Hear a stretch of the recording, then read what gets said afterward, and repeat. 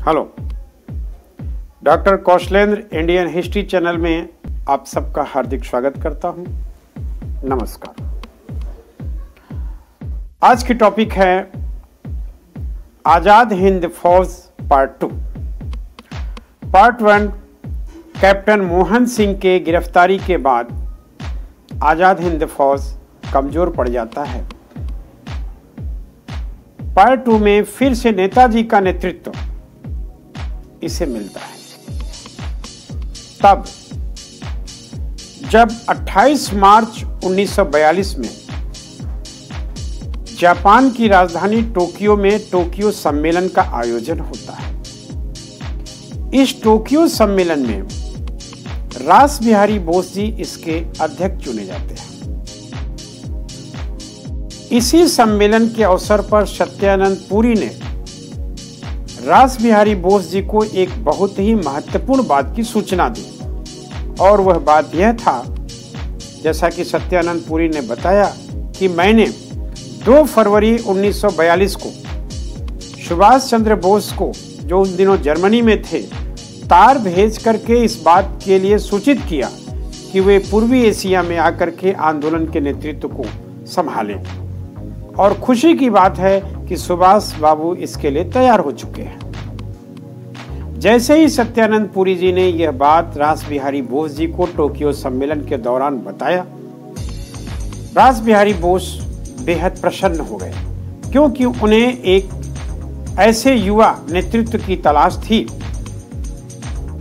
तलाश के मतलब यहां यह है कि उन्हें तो पता ही था कि सुभाष बाबू यदि इसका नेतृत्व संभालें तो इसे एक अविरल गति दी जा सकती है, पर उन्हें तैयार कौन करे, इस बात को लेकर थोड़ा किंचित चिंतित थे रास बिहारी बोस जी। यह काम सत्यानंद पुरी जी ने पूरा कर दिया, अर्थात सुभाष चंद्र बोस को पश्चिमी एशिया में आने के लिए भी तैयार कर लिया और आजाद हिंद फौज की बागडोर के लिए भी तैयार कर लिया। तो यहाँ पर सत्यानंद पुरी जी का रोल बहुत ही महत्वपूर्ण बन जाता है। इसी के बाद रास बिहारी बोस ने 2 महत्वपूर्ण काम किया। पहला ये कि मार्च 1943 में बैंकॉक में जो इंडिपेंडेंस लीग की मुख्यालय था उसे सिंगापुर में स्थानांतरित कर दिया, और दूसरा काम किया कि सुभाष बाबू को निमंत्रण दे दिया कि वो सिंगापुर पहुंच जाए। इन 2 महत्वपूर्ण कार्य के बाद अगली कड़ी हम पाते हैं ऐतिहासिक तथ्यों में, जब 8 फरवरी 1943 में सुभाष चंद्र बोस आबिद हसन के साथ सिंगापुर के लिए रवाना हो जाते हैं। और आबिद हसन के साथ रवाना होते ही उन्होंने इस यात्रा को गुप्त यात्रा का नाम दिया, और उनकी यात्रा पनडुब्बी मार्ग से हुआ, जल मार्ग से संपन्न हुआ। रास्ते में जापान की राजधानी टोक्यो में सुभाष बाबू कुछ समय के लिए रुक जाते हैं, क्योंकि यहाँ रास बिहारी बोस जी थे, जो पहले से ही जापान में 1915 से रहते चले आ रहे थे। तो रास बिहारी बोस जी ने सुभाष चंद्र बोस का बहुत ही सौहार्दपूर्ण वातावरण में स्वागत किया टोक्यो में, और यहाँ पर जापान के प्रधानमंत्री, जिनका नाम तोजो था, तोजो से मुलाकात करवाई सुभाष चंद्र बोस के।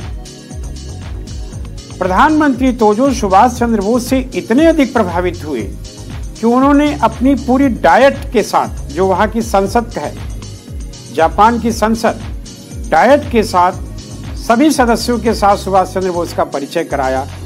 और उन दिनों के लिए ये बेहद गौरव करने का विषय है कि जापानी संसद के प्रधानमंत्री सुभाष बाबू का परिचय सभी अपने जापानी सदस्यों से कराया।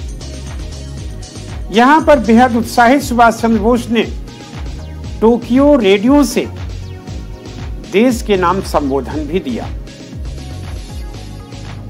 यह बात है जून 1943 का, जब उन्होंने कहा कि अंग्रेजों से आशा करना व्यर्थ है कि वे भारत छोड़कर चले जाएंगे, ऐसा नहीं सोच सकते। जब तक कि उन पर आंतरिक और बाह्य दोनों तरफ से दबाव न डाली जाए, तब तक अंग्रेजों से आशा करना व्यर्थ है। एक तरह से उनका इशारा था कि भारत के अंदर जो राजनीति चल रही है, उसके दबाव के अलावा हम भारत के बाहर से राजनीति एक दबाव बनाएं अंग्रेजों पर, क्योंकि द्वितीय विश्व युद्ध के दौरान ब्रिटेन दबाव में था। इस तरह से टोक्यो रेडियो से सुभाष बाबू ने अपने शब्दों का उद्बोधन किया और उसके बाद वे सिंगापुर के लिए रवाना हो गए रास बिहारी बोस जी के साथ। अब यहां 4 जुलाई 1943 को रास बिहारी बोस जी सिंगापुर के कैथे सिनेमा हॉल में सुभाष चंद्र बोस को इंडियन इंडिपेंडेंस लीग का कमान सौंप दिया। इस कैथे सिनेमा हॉल में रास बिहारी बोस जी ने सुभाष बाबू को यह जिम्मेदारी देने के साथ यह वादा भी लिया कि आजाद हिंद फौज की कमान भारत को आजादी दिलाएगी। और सुभाष चंद्र बोस जी इस वादा को निभाने के लिए अगले ही दिन यानी कि 5 जुलाई 1943 में आजाद हिंद फौज के सैनिकों के समक्ष, जिनकी संख्या तकरीबन उन दिनों 60,000 हो गई थी, जापान की मदद से जब उसने गिरफ्तार कैदियों को, भारतीय कैदियों को आजाद हिंद फौज को सौंप दिया था। ने शुरू में इंडियन इंडिपेंडेंस लीग, जो विदेशों में रहने वाले भारतीयों का एक संगठन था, इनमें संख्या करीब 16,000 के आसपास थी, ये बढ़कर के 60,000 हो गई। जब 5 जुलाई 1943 में सिंगापुर में सुभाष चंद्र बोस ने आजाद हिंद फौज सैनिकों के समक्ष अपना उद्बोधन दिया, तो वह उद्बोधन रोंगटे खड़े कर देने वाला था।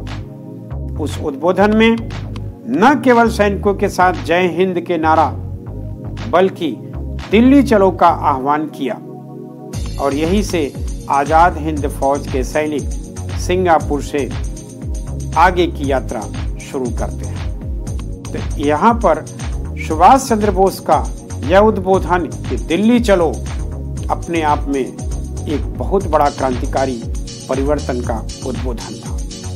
इसके बाद सुभाष चंद्र बोस एक अस्थायी सरकार की स्थापना करते हैं 21 अक्टूबर 1943 में, जिसे आजाद हिंद सरकार का नाम दिया जाता है।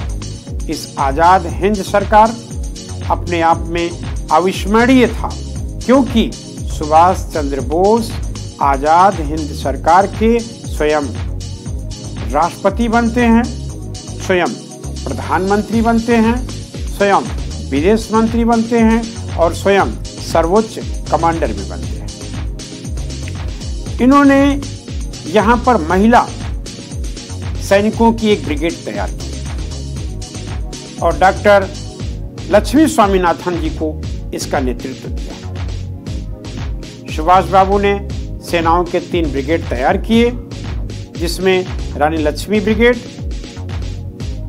गांधी ब्रिगेड, सुभाष ब्रिगेड और नेहरू ब्रिगेड था। तो महिलाओं के लिए जो ब्रिगेड था वो लक्ष्मी स्वामीनाथन के नेतृत्व में था और सूचना प्रसारण मंत्री S.A. अय्यर को बनाया गया और कर्नल S. चटर्जी को वित्त मंत्री बनाया गया। रास बिहारी बोस जी सर्वोच्च सलाहकार बनाए गए। इस तरह से कुल 21 सदस्यों की मंत्रिमंडल बनाया गया इस आजाद हिंद सरकार में। और आजाद हिंद का यहाँ पर जो गीत था वह अपने आप में रोंगटे खड़े कर देने वाला था। इसकी रचना राम सिंह ठकुरी ने किया है कि कदम कदम बढ़ाए जा, खुशी के गीत गाए जा, ये जिंदगी है कौम की, कौम पर लुटाए जा।